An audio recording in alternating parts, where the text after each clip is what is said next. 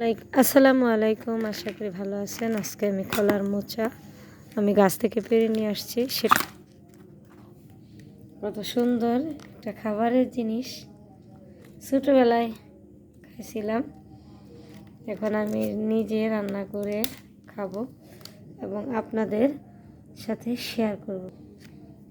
আর এটা কিভাবে বাছতে হয় সেটা, এই দুইটা অংশ ফেলে দেব আর এটাই রান্না করে খাবো।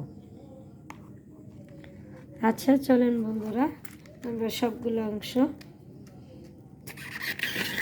উঠাইতে আপনাদের সাথে শেয়ার করি।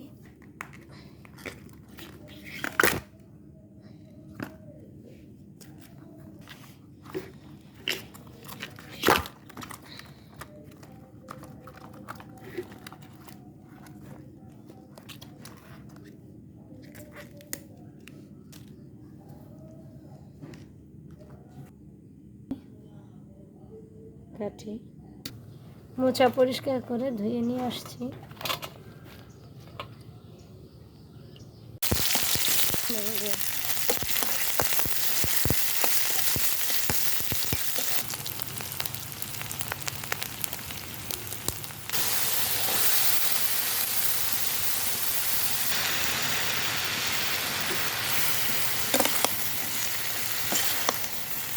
আমার রান্না করা কলার মোচা কেমন লাগলো?